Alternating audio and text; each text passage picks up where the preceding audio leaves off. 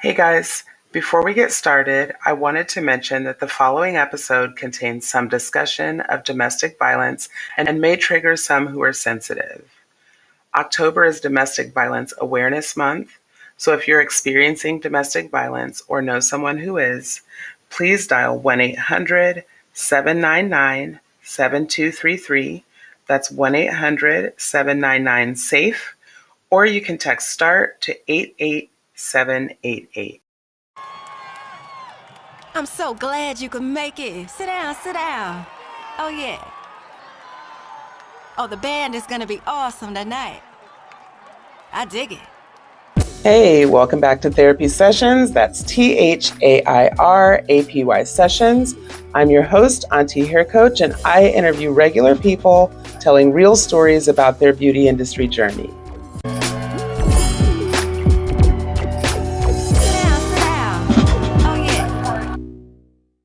I'm so glad you could make it.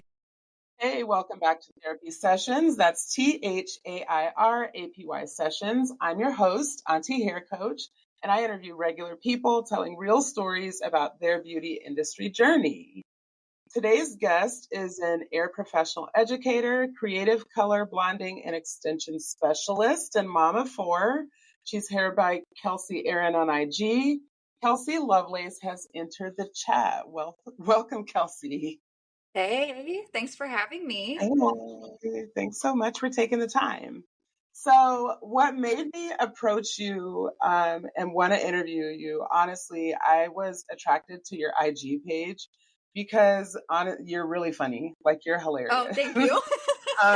You're very creative with reels. And in fact, you did one recently where you use that motherfucker is not real sound.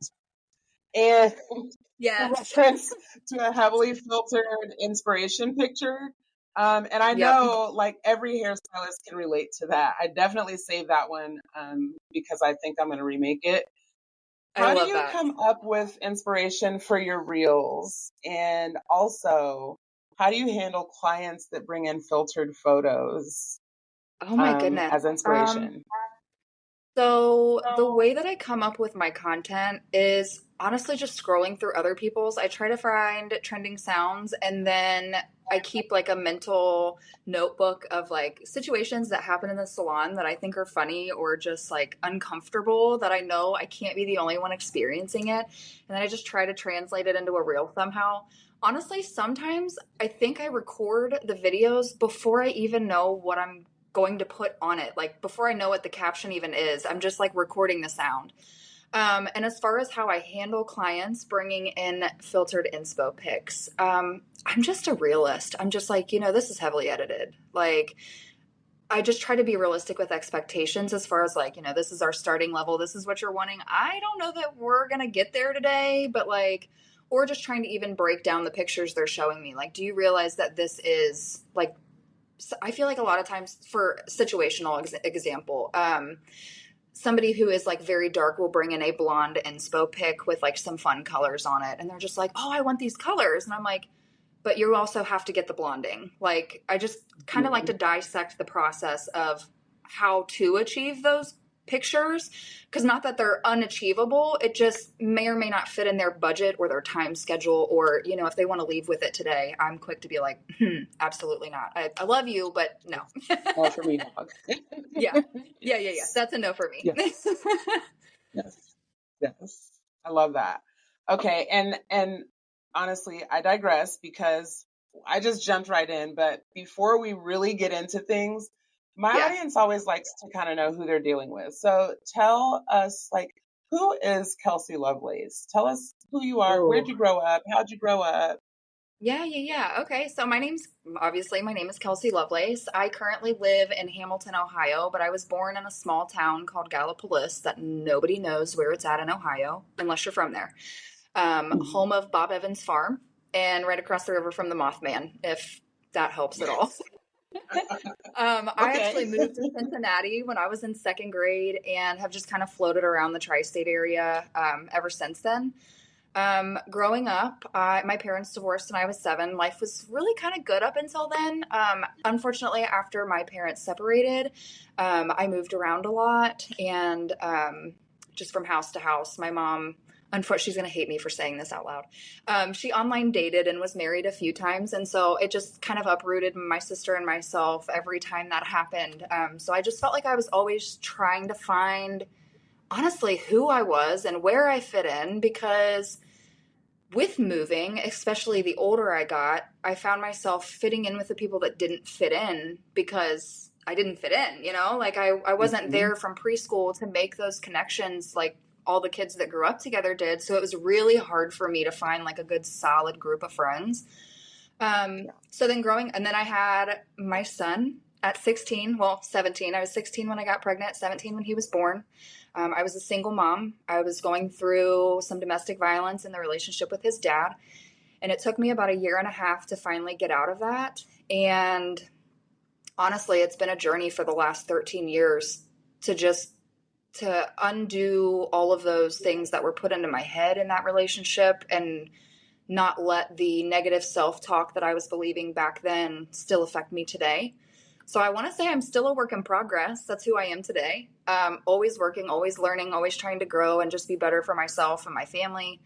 Um, but yeah, I like to hike. I obviously like fun hair color. I know that we do hair for a living and we talk about it all the time, but like I'm more than just that, obviously. So I have 4 kids ranging from ages 14 to 18 months old, 3 boys and a girl, and life is pretty chaotic. So I Yeah. find that it's just easier to find the humor in life and find something to smile about than it is to be negative and let it waste your energy. So yeah, just try to be positive. Absolutely. Um, okay, so we're definitely going to get into some hair focused questions, but I wanted to Yeah, go of course. back a little bit because you're 17 and you're a Yes. mom in an abusive relationship. And I Hmm. know we're recording this. It's around the middle of September. It will realistically come out in October, which just happens to be Domestic Violence Awareness Month. So I kind of want Yeah, to dig into that a little bit. of course. Um, so if you don't mind my asking, and if I get too nosy, just tell me to mind my business. That's okay. So Yeah, of did course. you I'm honestly, grow? I'm an open book. So Okay. Did you grow up seeing abuse normalized? I definitely did. Um, I want to say when I was 8 years old, so my parents had just divorced and we had just moved to Cincinnati. And I actually had heard my mom yelling from the other room one day and had walked in and saw her husband at the time on top of her, choking her on the floor. I just kind of walked out and it was like mind my own business because at that age, I couldn't have done anything. I was just, my mom was like, get out of here. And I just walked away and that was it. There had been instances where she was thrown down the steps and she broke her wrist. And it was just like, oh, I fell. But you hear the arguing at night behind the closed door that doesn't filter the noise that's happening in the house. So, yeah, I definitely felt like it was pretty normalized.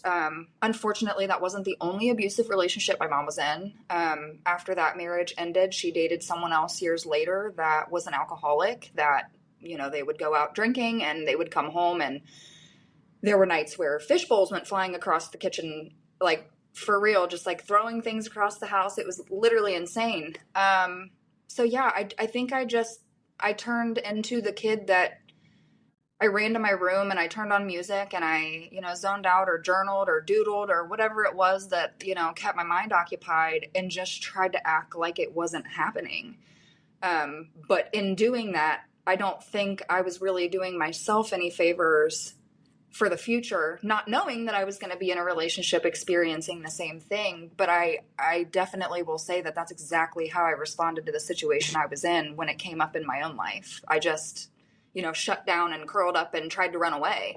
Um, but as you may know, when you're in those type of relationships, running away isn't really the option. So not only No. didn't have that choice as a kid, I wasn't giving myself that choice as an adult either. Yeah. Yeah. How did you, and I asked that because as we talked about before we started recording.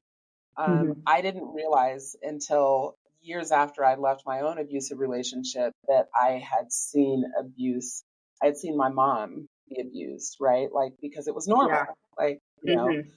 how did you know when you're in your own abusive relationship? How did you come to understand that that's what that was? Um, I don't know, you just do. Like, I think as a kid, I always wanted more for my mom. I didn't like seeing my mom hurt or sad or yelling or, fighting with her significant other.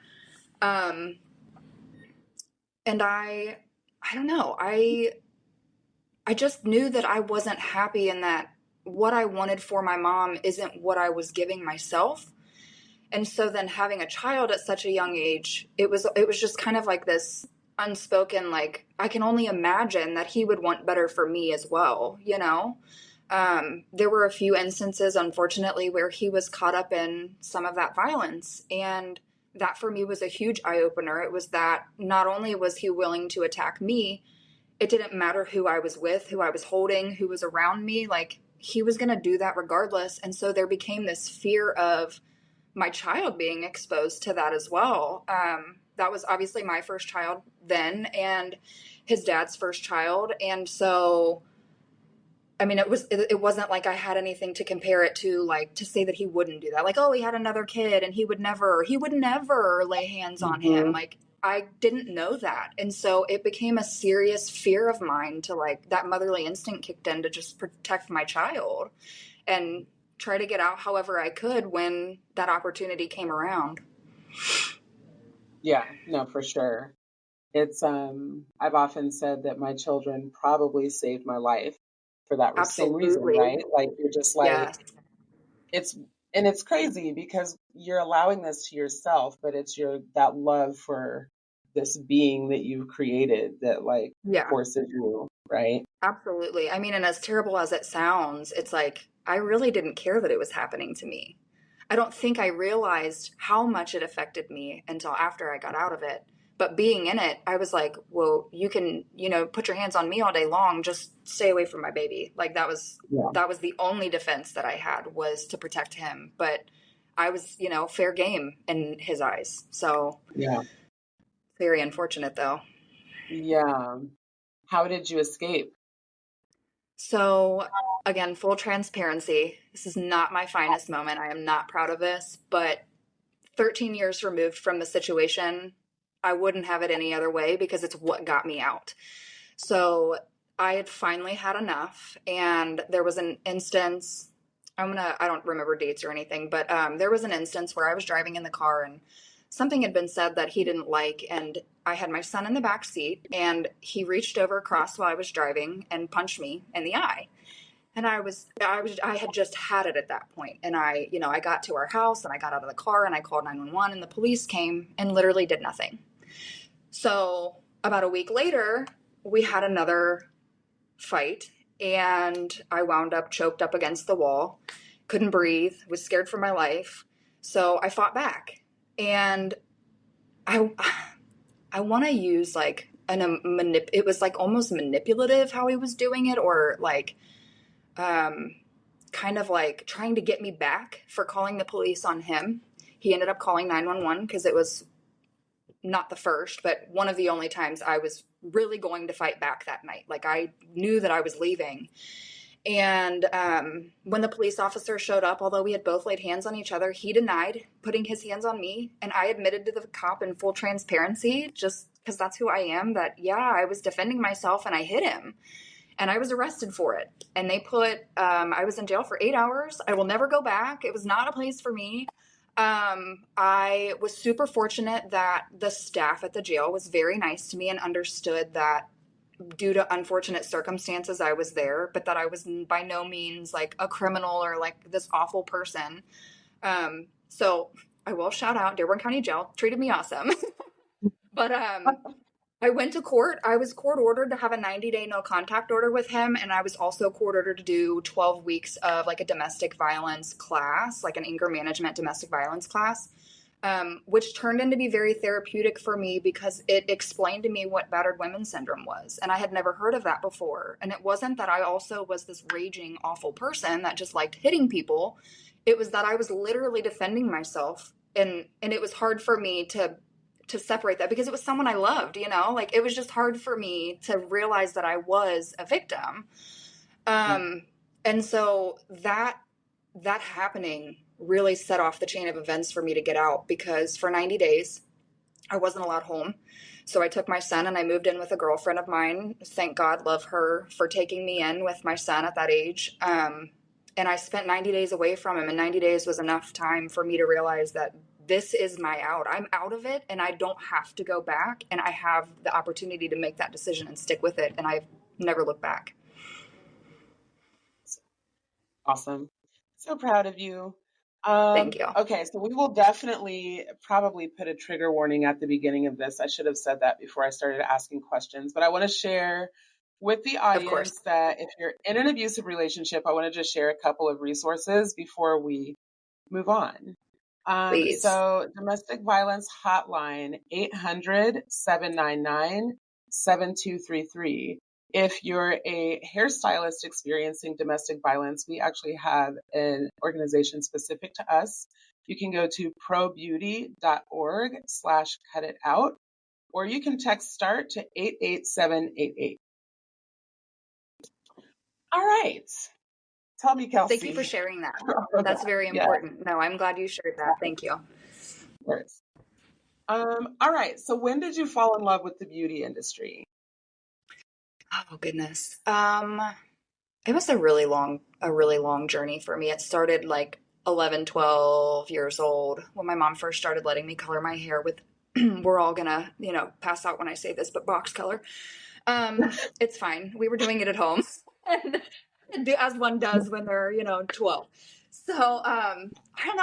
I thought it was really fun. It was a nice way to, again, like I said earlier, I moved a lot. And so by changing my hair color, not only I was like reinventing myself. So I moved to new places, and like, if I didn't like who I was at the last place, I'm like, Mom, let me dye my hair black. Like, I'm just going to be this new version of me every time I move somewhere, like, or just whenever I feel like reinventing myself. So I started doing my hair at home, and unfortunately, I also have a horror story where I tried to box bleach my hair, and I was orange. So my mom told me to leave it to the professionals, and then I became one. So, now I do what I want, and I have lime green and usually pink hair. But yeah, actually, funny enough, I started in nursing school, and I feel like there's this like weird crossover between like nurses that become hairstylists and hairstylists that become nurses. But I was one of them. I was in nursing school. My parents really were encouraging me to become a nurse because financially it would make me stable. It would be a great job for a mom and whatever. So I got into school, and I'm like, wow, I hate this. And I'm paying a lot of money for this, and my parents aren't paying for it. This is coming out of my own pocket. I'm in debt for this. I'm like, I'm going to hair school. I'm going to do what I want to do if I'm paying for it. And yeah, that was it. I never looked back. But I love our industry. I don't think I'll ever leave it. Okay, so it was at this point in the episode that I started having some crazy microphone issues, among other issues, and Kelsey actually gave me some of the best beauty advice I've ever gotten in 27 years of this amazing career. She told me, instead of apologizing, to say thank you. So what I'm going to say in this moment is thank you for your patience for the next couple of segments, because my microphone was not working and Kelsey's was. So I believe my next question, I was asking her about, she started beauty school and then found out she was pregnant immediately after. So here's what she had to say about that. We had been trying for a second. My fiance and I have been together for almost 11 years now. And we actually had a miscarriage prior to having our first child together. So we had been trying, but it was kind of one of those things where it's like, well, it hasn't happened yet. I'm getting ready to start school. Let's just hold off. And, after I graduate and kind of get my feet on the ground, we can try again and figure it out. And then 3 days in, my little angel baby came. So we love her, but it definitely threw a wrench in my plans. So obviously my follow-up question would be how her pregnancy and beauty school mesh together. As you know, if you've ever been pregnant, There can be morning sickness, extreme fatigue, pain, all kinds of things. So I just wanted to find out what her experience of being pregnant in beauty school was like. And here's what she said. So fortunately, while I was pregnant, it was fairly simple. And like during my first trimester, where I did have really awful morning sickness, I was still in my theory hours. So we were sitting in a classroom, and I could have my snacks and drinks, and I wasn't like standing up doing hair all day, smelling chemicals and all those things that make you nauseous. So I actually did get very fortunate there. I was 6 months into my program when she was born, so I found out a little late that I was pregnant. But I was 6 months in, and I ended up taking a 6-month leave. They allowed 2 90-day leaves back to back.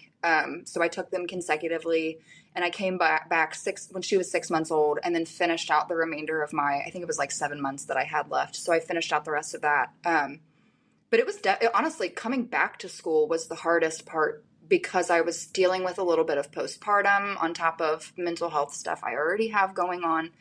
And social anxiety became a huge thing for me. So, matter of fact, the first day I went back to hair school after having her, I remember I drove all the way to school, sat in the parking lot, freaked out, called the school and told them I wasn't coming, and then drove home. Thank you so much for your patience and for hanging in there with me. My microphone issues do actually clear up shortly. But from here, we had some banter and kind of shared over experiences of being pregnant in beauty school. And then I proceeded to ask her about her first job, and here's what she had to say about that. So I went to work at a place called Pure Concept Salon. It's a chain salon that's in Kenwood, Ohio. They had 3 locations, but now they only have 2. And I actually did an apprenticeship program there for a year and a half. I don't know if I said it was an Aveda salon. So graduating from Aveda, I wanted to look for some kind of apprenticeship. So I did their assistant program for about a year and a half, and then went on the floor there full time about a year and a half in. So at this point, I was thoroughly disgusted with my microphone and decided to just completely back out of the episode and restart it to see if we could get that sound back. And we did. So this will be my final intervention. I will let you guys enjoy the rest of the episode uninterrupted. And just remember, if you've been following me for a long time, you know that I am a hairstylist. I am learning to be a podcaster. So thanks again for your patience while I figure this thing out, and enjoy the rest of the episode. And we're back. So you have been a hairstylist for 7 years. Yes. How many salons have you been at? So I've worked at 3. The first salon that I mentioned before was an Aveda salon that I assisted at for about a year and a half. And then unfortunately, after about a year of being a full-time stylist there, I got a phone call one Sunday morning after a Saturday full of homecoming styles that we were closed, and it was forever. I was given the option to go to another location, but as you can imagine, it was not ideal in that moment to just find out that like all my stuff had been packed up for me and put into storage, and it was just like, what? I was just there yesterday using all of it. It was bizarre. That's crazy. Yes. So I actually did accept the position at the other location, and I went there for like 4 weeks and just kind of like put word out to my clients that I was looking for something else. But I was booked out for weeks at that point already, and I didn't want to just like up and have nowhere for my clients to go or lose the clientele that I'd spent a year building. So I did accept the position, and then about 4 weeks into working there, I ended up finding a suite that I started renting by myself. And I loved my suite. I would honestly still be a suite owner today if it weren't for another series of unfortunate events that happened in salons for me. But I was there for about 3 years, and one Friday night I walked in and my ceiling was on the floor, and we had sinks upstairs above my room, and one of the sinks had been leaking and nobody told anybody about it. And they knew it. Somebody was supposed to be fixing it, but they never told anyone not to use the sinks. So it flooded, and I walked in, and the drywall's on the floor, and it's literally pouring a waterfall out of my roof. And I call the owner, and the owner's like, well, I don't know what you want me to do. I'm getting ready to leave for Florida. And I'm like, love that. Okay, great. So we actually didn't have a conversation that night, which was another part of the reason I was considering leaving, because she delayed the conversation about something that was affecting my business. Like I when I called her to tell her it was happening, I was like, I literally have a client walking in here in 5 minutes. Like, what am I supposed to do? Like, I had all of my tools were plugged in, like right where it started leaking, like my blow dryer, my clippers, my trimmers, like anything electric was plugged in right underneath this leak. So I'm like, I'm terrified that something's going to be completely ruined. Fortunately, it was not. I was able to use one of the other girls I worked with room for the night. And then the next day after it happened, I got a phone call from the owner to kind of discuss what we were going to do moving forward.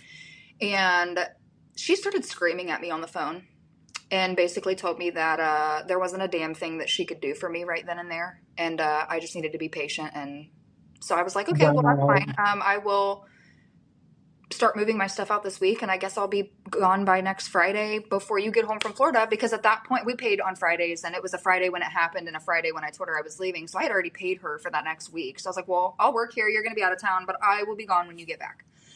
So coincidentally, the salon that I work at now, called the West Willow, it's in Trenton, Ohio, is owned by a former co-stylist of mine from the Aveda salon I worked at first. Her and I both specialize in vivids, and she had actually called me to see if I'd want to come work with her when she first opened. I think it was like March, or I think it was May of 2 years ago. And I was like, like I don't think I'm going to. I think I'm going to wait until like I'm ready to open my own salon, and then I'll make that move. But right now I'm just comfortable. Like, my suite was like my home away from home. I would spend all my time there. So I had put so much blood, sweat, tears, and money into making it a space that my clients enjoyed and that I enjoyed and I was comfortable in, and really represented who I was and the things I liked. And I just wasn't ready to leave it. So I ended up calling her back that Saturday after I'd gotten off the phone with the owner of the suite I was renting, and was just like, you got my chair ready, because I'll be there next week. She's like, absolutely. Yeah. I knew. She's like, I'm waiting for this call. I knew you were going to come over here. Yes, absolutely. Yes. So I've been here for about 2 years now, and okay. I rent a chair, but I'm still independent, and I don't really have any intentions of leaving here until, like I said, the opportunity comes one day for me to open my own salon. So yes. And so I have a couple questions about this suite situation. We'll go back to that though. Yes. I love that you're in a situation with an owner that you can be transparent about your goals. Yes. And still work together in the same space. I love that. Yeah. Yeah. As soon as I called her to tell her that I was coming here, I made it very clear to her, like, I just want you to know coming in that I'm here for the long haul. Like, I'm going to be here for a while, but there will be a day when I want to open my own salon. And I am all for community over competition. Like, I'm definitely someone who specializes in my services. And so if somebody wants a men's cut, I'm the first one to send you to someone that does men's cuts, because I know what I'm good at.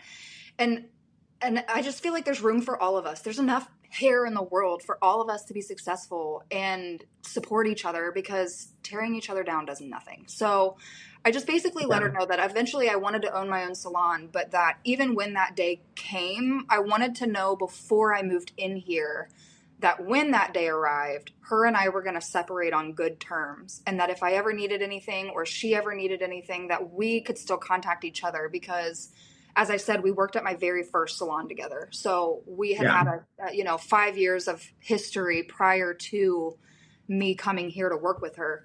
And she was, the most supportive.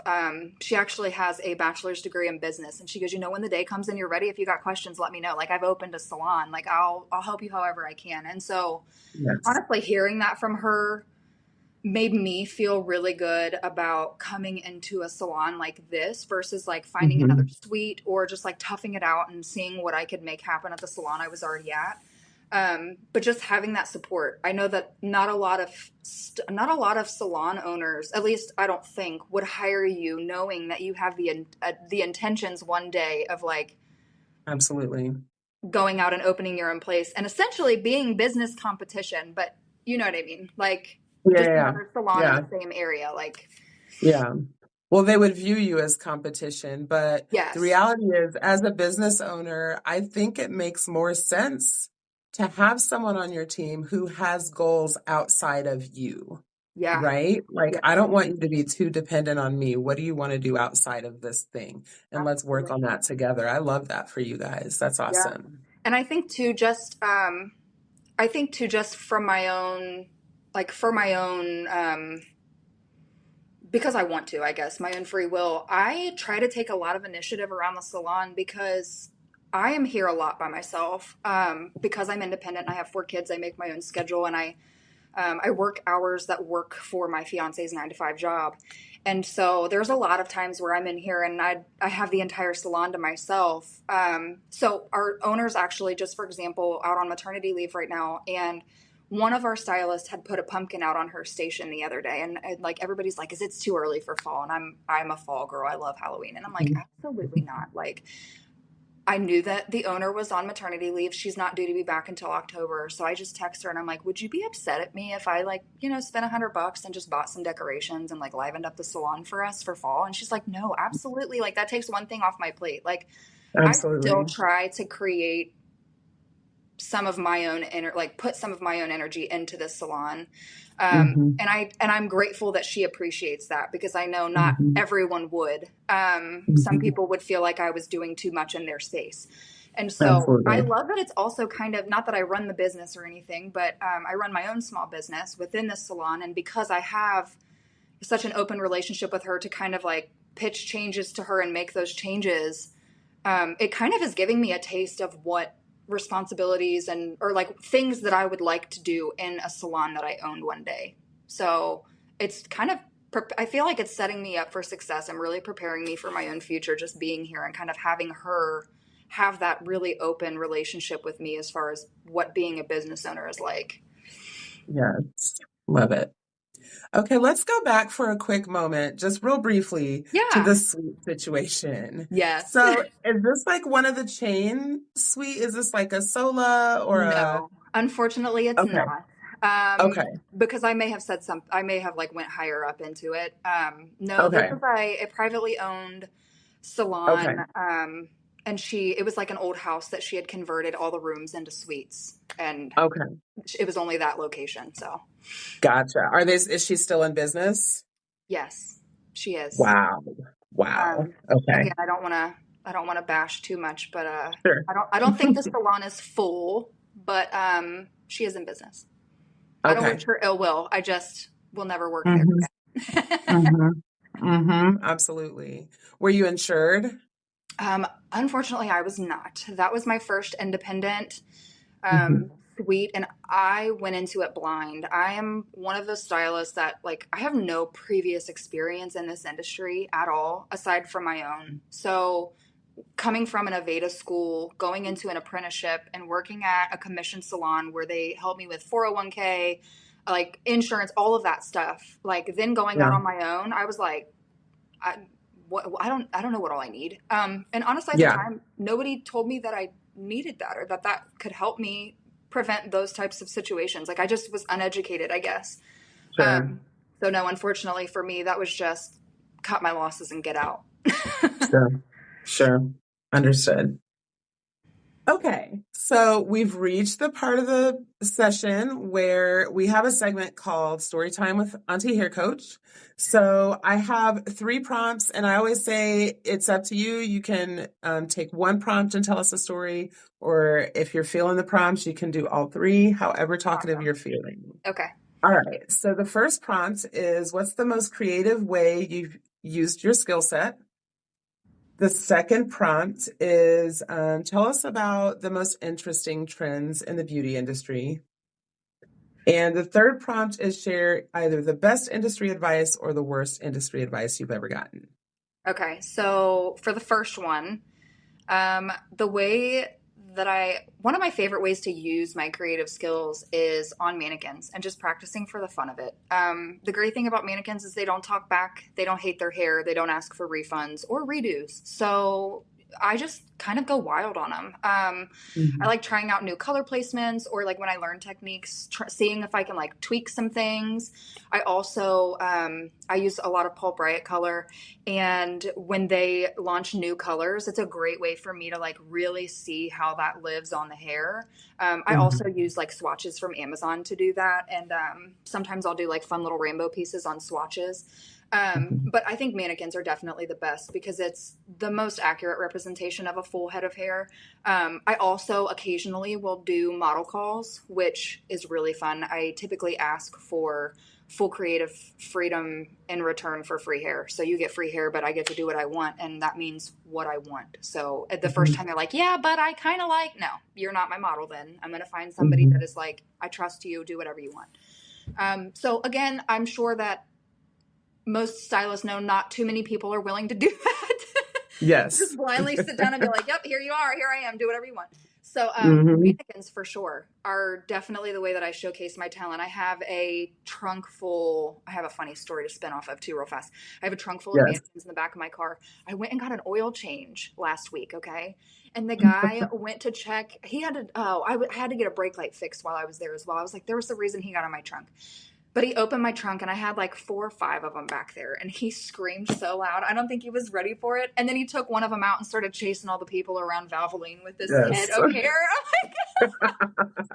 But they all live. I got a ton of, useless heads in the back of my car. So Yes. Awesome. Are you interested in the other 2 or? Yeah, of course. Okay. All right. So most interesting trends in the beauty industry for you right now. Okay. I'm going to start with my favorite. So my favorite trend right now is chunky color blocking. Yes. My most favorite one that I've recently seen, I forget who did it because I would shamelessly plug her if I could. But it was like a copper and it had just like a really chunky black money piece in it. And it was like a kind of like a shag haircut. It was so beautiful. But the reason that I like color blocking is because it's not just used in the vivid world, although it's really beautiful when you use it for vivid colors. I love that you can give even like your natural hair color clients a really edgy vibe just by popping in like a couple foils in the front. Yes. And then they don't have to dive like all the way into creative color. So I think I have a lot of clients that are afraid to dive into creative color, but still want to feel edgy. And I think color blocking is a thing for that. Absolutely. I love it. All right. And then share the best or worst industry advice you've ever gotten. So the best advice I have ever gotten is let your weaknesses and your insecurities be your superpower. I had the pleasure of attending the Ben Mullen Project last year for Tier 1. And then back in June of this year, I actually was able to fly out to Arizona and attend Tier 2 with him out in Sedona. It was beautiful. But the first class, we sat down and it was all kind of like getting you comfortable with being uncomfortable. So like, but with presenting. So getting up in front of a class and we would do improv. Like we're a bunch of hairstylists doing improv, like we're actors. Like it was so uncomfortable. But it was such an eye-opening experience for me. And then a lot of the class also was spent on like self-doubt and finding your purpose and then creating a present tense version of the future you, because you can say, I'm going to do this and never do it. But when you say, hi, my name is Kelsey and I'm an educator teaching creative color and domestic violence, it puts action to it. And you're more likely to follow after your dreams if you're having like action words in those sentences that you're telling yourself. So he had sat down with me. I was like absolutely sobbing. It was the first time I had ever, I think when he said, let your weaknesses be your superpower, it really hit home for me. He had touched on a little bit of his own personal journey, and it is very sad, but very inspiring. And something in me, it just like my relationship that I had with the abuse was the first thing that popped into my head, and I just started crying. And he came over to talk to me, and I'm like, I see a hole in our industry for this, but it's very hard for me to admit it and vocalize that I was a victim and I am a survivor, and this is my story. I had never said those words out loud before. But then you see somebody who's been doing that for years about their own story get up and just like talk about it like it's no big deal. And I wanted to get to that point. So he did. He sat down with me while I was crying and he looked at me and he's like, but what are you afraid of? I said, I'm afraid of reliving that trauma a little bit. I'm afraid of admitting that there were moments of weakness in my life because for my kids and honestly throughout my whole childhood, I just put on a brave face. And so being vulnerable and weak is not that that's a bad thing. It's just not something that I was comfortable. I wasn't comfortable in that space of being that vulnerable.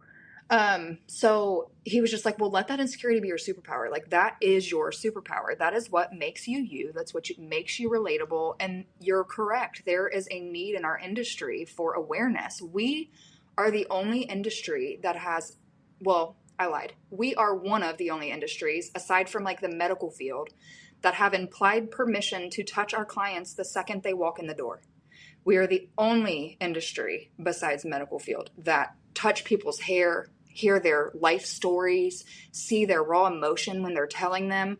You can, I don't know if you've ever done this, but when I stand behind my clients and I'm greeting them when we're doing our consultation, I always put my hands on their shoulders and just like, I'm like softly touching them to like start engaging with them before I just go into like playing with their hair. And I'll just softly touch their shoulders, but you can feel people like drop their shoulders when they're like, they're tense when they come in, and there's a reason why. And part of why I love being a hairstylist is that you get to make those connections and hear those stories, but you just never know what someone's going through. And having been a survivor myself, there was not a whole lot of gentle, soft touches that I felt in my life. And so knowing what I know now, and knowing that, I mean, I don't know how many people come in and out of our salon every day, but a lot. I mean, we touch a lot of people here just in our salon.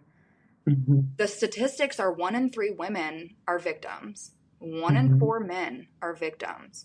That means at least 1 or 2 of the at least at the minimum, 1 or 2 clients of each gender that come in here every day have experienced this. Yeah. And so I really think that him pushing me into just being vulnerable and honestly just creating a safe space within his classroom, and we were in Sedona outside, but within that circle of people that we had doing that class, it really changed my life and made me I don't want to say I'm grateful for the experience, but thankful for the lessons I learned for it. And that I know that there's room for us to make change in the industry, and whether it's with hairstylists who are going through it or clients who are going through it, a lot of times they're not comfortable telling the closest people in their lives what's going on because of the fear of judgment. But as we as hairstylists all know, nobody cares what we think when they sit in our chair. They will tell us anything we want to know. Girl. And some some of things what we we don't don't want to know. Yeah, some of the stuff we don't want to know, like keep that to like, yourself. does she know I can hear her? Exactly. Yes. So I think that there's definitely a space for continuing to make people aware of domestic violence. Again, I know that Cut It Out is an organization in our industry that really helps with that. And I recently signed up to become an ambassador of theirs because I want to be affiliated however I can with people who are helping people that need it. But there's never too much awareness. You can never be too aware of something like that, especially when it comes to something so personal. And if you're anything like me and you connect with your clients like me, I'm very empathetic. And I want people to know that I am a safe place for them to go. And I want everyone else's clients to feel like that too. I feel like our industry, not only can we create beauty, but we can create safe space. And that's Absolutely. huge. Absolutely. When you're taking on this, I always kind of compare myself to a sponge, right? Yes. And I used to carry that stuff home with me, but over the years, I've learned how to kind of wring myself out before I come home. What are some ways that you use to handle kind of that secondhand trauma that you experience when you're hearing these stories? Most definitely. From your guests? Yeah. A lot of reflection and meditation. It's so funny because I'm a music lover, but when I have a really hard day at work, I don't necessarily realize that I've had a hard day until I get home and I'm like, wow, I just drove 20 minutes in absolute silence. Like just in my thoughts collectively. I take a couple quick, like deep breaths in through my nose and out through my mouth and just kind of let it, I've learned to just kind of let it go. I don't really necessarily know how I learned to do that. I just have come to a place in my life where I realize that carrying it home is not beneficial for me or my kids, for my mental health, or really for my job, because I feel like if I were to carry that home, I don't know that I would want to come back. Absolutely. So I've tried to use anything that I've ever learned from a client that's very sensitive. I just try to come from a place of understanding and giving helpful advice or just recommendations from life experience that I've had. Like, have you tried this? Like, just simple suggestions for them. And then one thing that really helps me kind of relax at home and get into that place of peace is if it's something that I'm really having trouble letting go of, just touching base back with my clients and being like, hey, like our appointment today was really emotional. Like, I just want to let you know that like I love you and you're beautiful and you're worthy, and like I really just hope that things get better for you. But if you need anything, I am more than just a hairstylist. Like, I'm your friend and I'm here for you. And sometimes I feel like just putting that out there makes me feel better. And at least I've opened that channel of communication so that they know that I'm not only available while you're paying me to do your hair. Like, I'm here to help forever outside of the salon. So I just think being available and being helpful helps me. Helping other people helps me. That's a great answer. Yes. Love it. If you could talk to young Kelsey, who's just graduated cosmetology school, she's getting ready to take her first salon job, and you could talk to her and tell her one thing to get her prepared for this beauty industry, what would you tell her? Oh, don't listen to other people. Just don't listen to other people. You can do it. If you put your mind to it and you want it hard enough and you show up consistently and you put the work in, you can do whatever you want in this industry. There are limitless possibilities. There are people in our industry who own companies, they own salons, they own products, they own color lines, they do editorial, they do weddings. Like, there's so many avenues. And I just feel like with my first salon owner, when I left there, I was told that I would never make it as an independent suite owner. I would never make it without her. I was just going to be eaten alive because the independent world was just going to be too tough for me. My second salon owner told me that being a creative color hairstylist was out of this world because nobody likes having those color hair, like that color hair. When she would have people call the salon and want vivid colors, she'd be like, you don't want to do that. Not like, oh, hey, I have an amazing stylist that offers these services and she's really good at what she does. Here, let me help you build your clientele.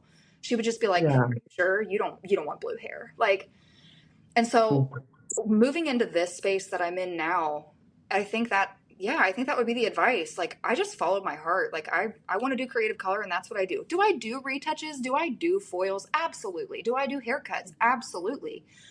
But I've learned to market myself in a way that I don't really I'm trying to attract the clients that I want. And although that may be a slow process, like, I can make it happen because 7 years in, I have some, like, a decent clientele that's creative color. I've been noticed by a brand who, loved me enough to put me on as an educator. And a brand that my morals really align with. Like, I'm a crystal junkie. So when Air told me that I got accepted that position, I was like, are you kidding me? Like, it was awesome. So, like, I definitely had a lot of doubters. And I think younger Kelsey, just graduating hair school, felt like everybody else in the industry had the answers and I needed to listen. And I feel like although I do listen and I take my education and I am constantly learning from others, it doesn't mean that what someone else's success looks like has to be what my success looks like. I don't have to go own a chain salon that's commission and use Aveda products and, like, I don't have to do that. I can be an independent creative colorist who focuses on creative color and does education and spreads awareness. And it's weird how when you finally, like, believe in yourself, things just fall into place. Like, it's really weird. This is a story for another time, but within the past 2 weeks for me, things have really just aligned as far as like being able to tell my story and start moving more in that direction. Like, I've been tiptoeing that direction and now I feel like I'm making like big jumps in that direction. So yeah, definitely just don't listen to people. I mean, listen to some of it, but only take away what applies to you. They say take the meat and leave the bones. Yes, exactly. Yes, with information. Exactly. How can the audience follow your movement, Kelsey? Oh, you can follow me on Instagram at Hair by Kelsey Aaron or on TikTok at Hair by Kelsey Aaron. Love it. Little Kelsey has found her voice. Thank you so much for sharing your story. I've really enjoyed our time together. Yes, thank you so much for having me. Yeah, and I'll just still be in your comments, hyping you up and laughing at all your funny videos. Please. Oh my gosh, same. I'll be hyping you up too. All right. Thanks, Kelsey. I'll talk to you soon. You're so welcome. I'll talk to you later. Thanks so much for listening. If you're a beauty pro with a story to tell, or you have a stylist you'd like to hear from, you can DM me via IG at Auntie Hair Coach, or use the contact me form on tasha-davis.com. Or if you're feeling really spicy, send an audio message in Spotify. Whether you loved it or hated it, please leave a rating, like, and or follow, because it does something fancy with the algorithm. I'm Auntie Hair Coach. Ta-ta for now. I'm so glad you could make it. Next time on Therapy Sessions with Auntie Hair Coach. And I'm someone who I have no problem with talking about it, but you're going to hear what I have to say. And if it gets to a point to where I'm coming to you with facts and you're just coming to me with your opinion and like your feelings and emotions, then we're done with the conversation. Because, oh, you don't like hearing about like racism? Imagine fucking living it.